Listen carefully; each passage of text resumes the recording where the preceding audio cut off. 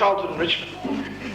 I remember my childhood in the back streets of Richmond and the visions that leave a lasting impression, where I lived in a fish shop with my mother and father, and the chips and the grease and the smell and the batter and the stench from the garbage and the thousands of flies that would gather to feast on the shop's throwaways in the lane out the back where we kids used to play. And from our 10 by 12 playground built over the kitchen, we could see all the tin rooftops of Richmond, and Polaco would flash in bright red off and on. The stars, the moon, and the flashing neon, and chimneys and smokestacks that were nearby was the sight you could see as you looked to the sky. And the trees you could see, you could count on one hand, and the birds must have flown off to some other land. I remember the fish that would come by the truckload and the cats in the lane, how they'd feast on the fish bones, and the scales of the fishes, how they'd fly like confetti, and my dad who'd be covered from his head to his toes, and his arms that would glisten just like the fishes he was cleaning and gutting and cutting the heads off. And the pubs that stank of beer and of piss, and the drunks that would stagger and fall out at 6.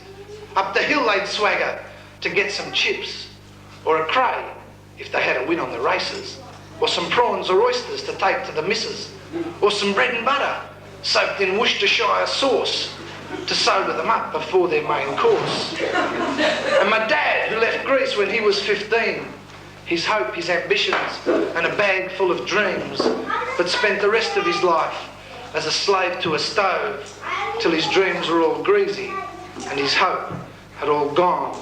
And the times he got mad and punched the shit out of drunks, we didn't know why, but we're sure glad it wasn't us. And my mum, who paced up and down to the kitchen, taking orders and trays of roasters and boilers, and flake and cooter and brim and snapper, to the window to attract the eyes of the buyers. And she carried the burden of my father's bad temper when the shop wasn't doing what it should have, or he was worried about the price of potatoes. And her nerves were internal, but her anger was showing, and her legs would swell up from all of that walking, and I often saw her in some corner crying in the fish shop in Richmond, from where I come. Thanks, Mum.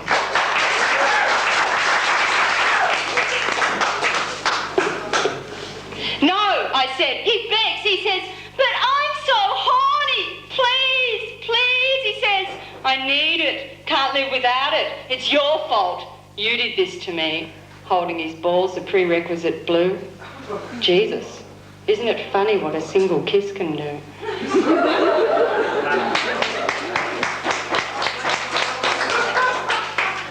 This is called baby talk.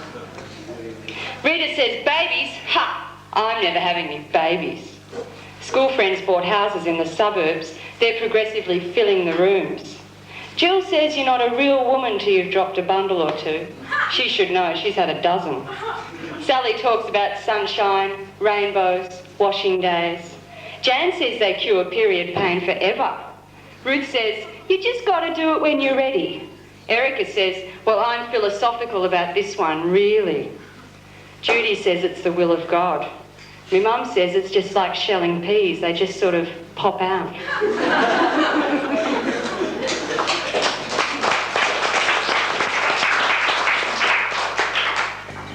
Poetry, first of all, I started writing it as therapy, you know, to get my own thoughts down on a piece of paper so I can have a look at it later on.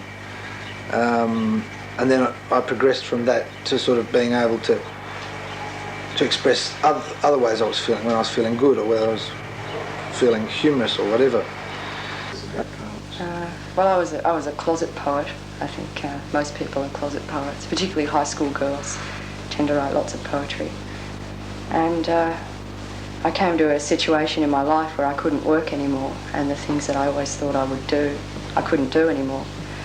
And I thought, well, what have I got left that I can do that's me, that's an expression of me? And I thought I'd have a go with my poetry. So somebody took me down to a street poetry venue one night, and I got up and did my stuff. It's safe in this pub if you don't wait till closing time. The light's blown in the dunny, have to lock the door, afraid of my own body when these boozers grab me and say, G'day, darling, and how about it? It's safe in Fitzroy if you don't ask for it. If you don't walk down the street to the shops to buy cigarettes. If you don't wear clothes that show you've got tits. Yeah, it's safe round here. As long as you've got yourself a man. It's safe if you don't talk too much. It's safe. I'm safe. So you keep saying, you bastards.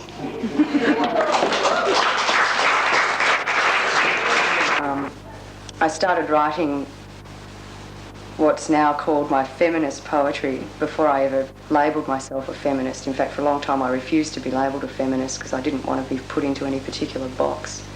But a lot of my poetry is based on emotional things, and what I usually aim for is to get an emotional response out of the audience in whatever sense, whether you're getting up there and being really full-on angry or very tender or very happy.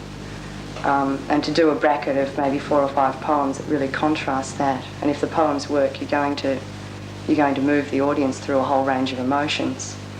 Come soft in the darkness of night, like a sea that is hushed with the whisper of waves. Come dark moonless oceans and billowing stars, drive out the lovelessness of sailing alone. Comest the hungry to a bag of grain, searing in the black silent hunger of cat's eyes. Come bring daisies for my hair, rolling clover by the point where backseat lovers drop headlights, blindly grope through the clothing of guilt. Come roaring through tunnels, pull me through like a carriage, furnace fired with a prayer to a pulsating moon, and come like a boxer, knocked into laughter, punch drunk on the feel of a strong, solid heartbeat.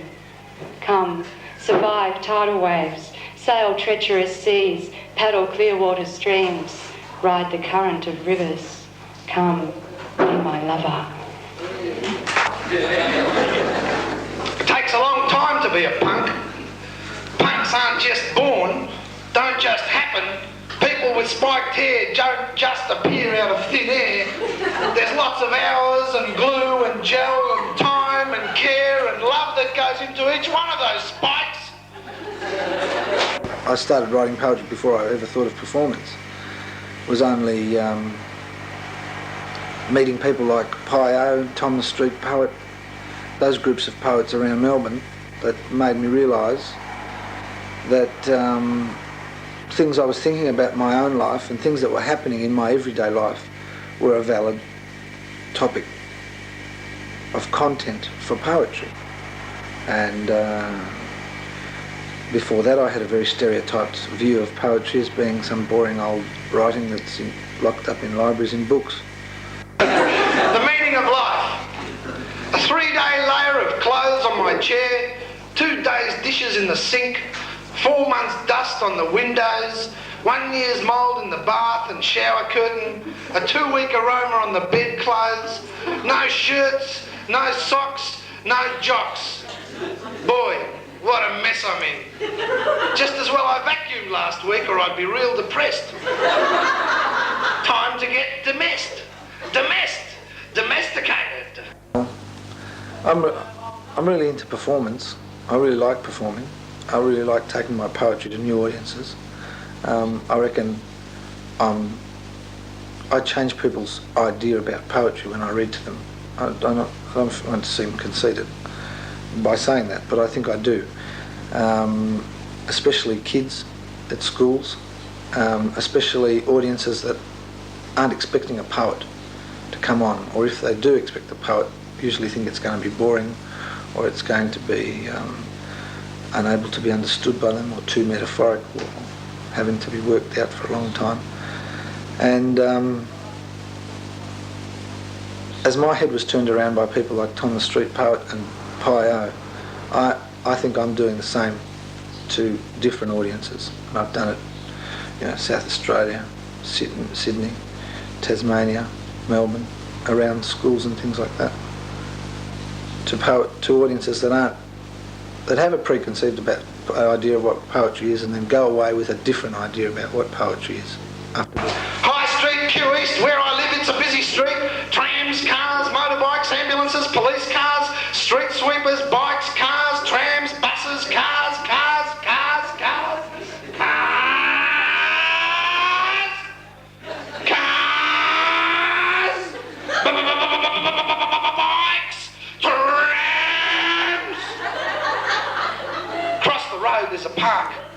it's lovely to look at, over the noise of the cars, buses, trams, ambulances, fire engines, police cars, trams, buses, bikes, cars, bikes, cars, bikes, bikes, cars, bikes, cars.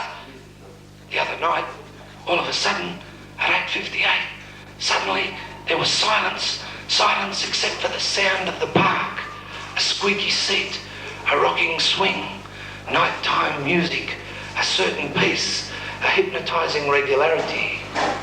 Sa-wing, sa-wing, sa-wing.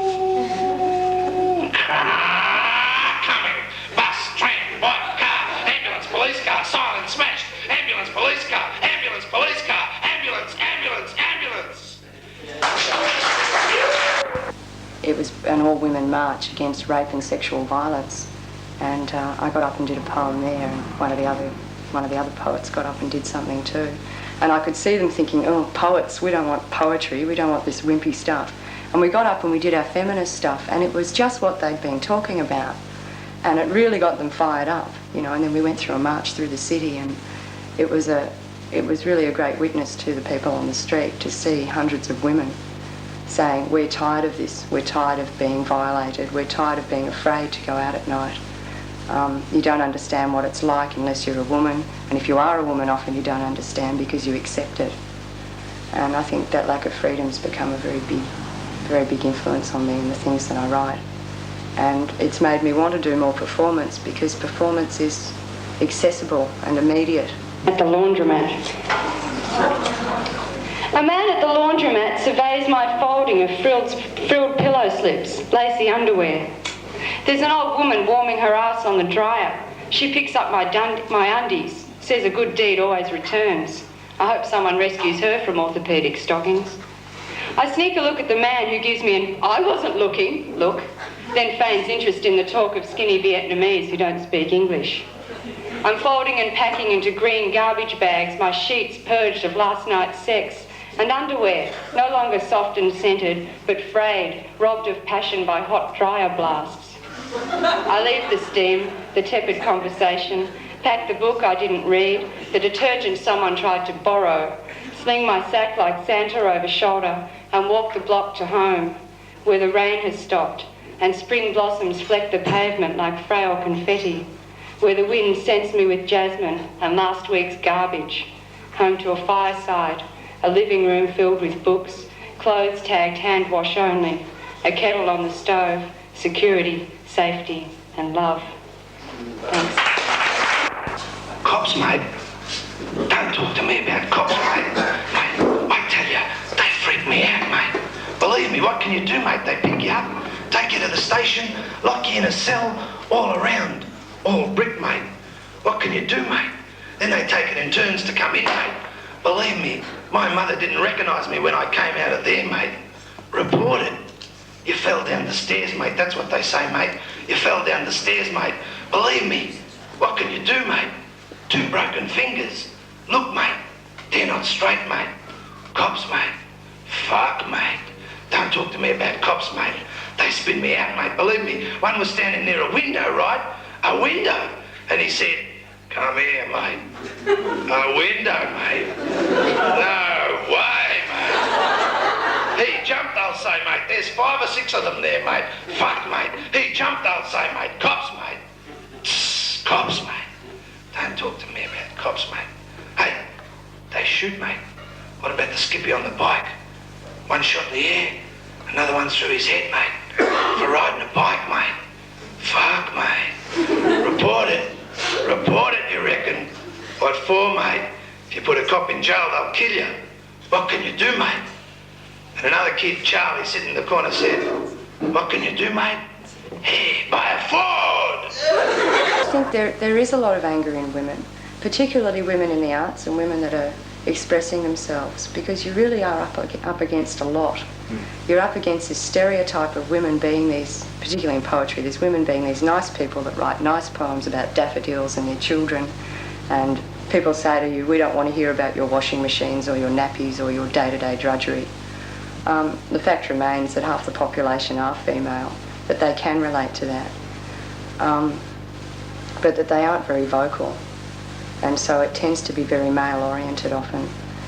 And I find that often I don't get the response I want from an audience, but I'll get it afterwards. The women will come up to me afterwards and they'll say things because they're generally very reticent.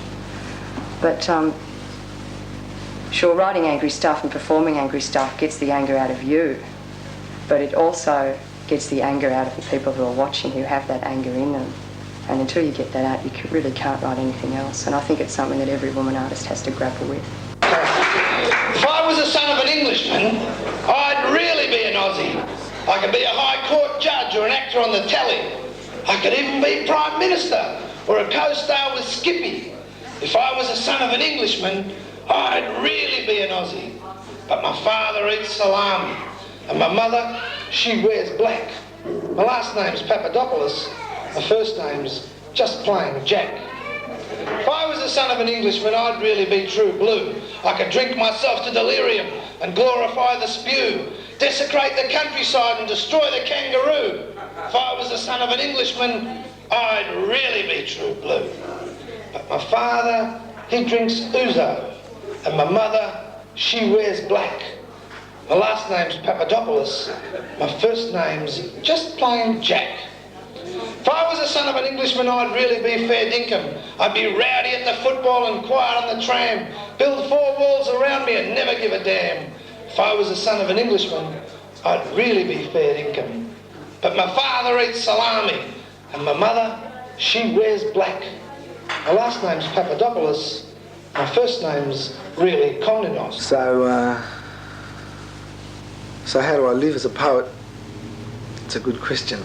I get the junior emeritus pension from the Australian government, paid in the form of unemployment benefits.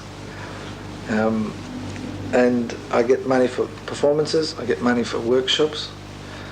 I usually get less money than what I spend, but I get some money. And well, at the moment I'm averaging about 60, 70 bucks on top of the dole a week. I'm just going to keep doing that. I mean, that's enough for me to survive at the moment. I'm not doing it because I want to make money, obviously. But I like performance. I like the audience contact.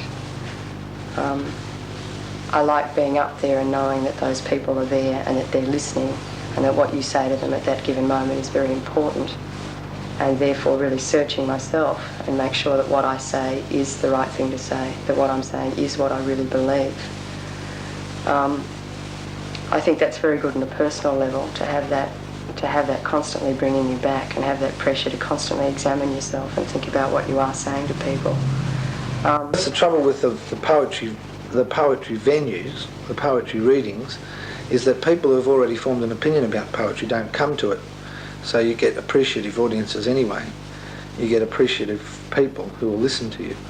But who I want to get to people who've already formed an opinion about poetry, and I want to try to influence them to change their opinion. And so I try to read as much as I can at schools. I try to read as much as I can at street festivals, where there's lots of people going past that are unsuspecting. We've done that in the Lygon Street Festa, worked very effectively, done it in the parks.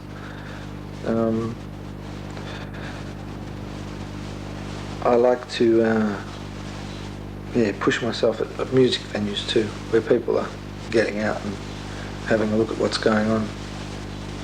So I am concerned from that point of view. I'd like to see the poets get more involved in working with music, get more involved in reaching young audiences, and get more involved in saying to people, hey, you can write too, you can express yourself too. We're not the performer, and you're not the audience, but that everybody can participate. That expression, provided you can read and write expression, is something that everybody can do.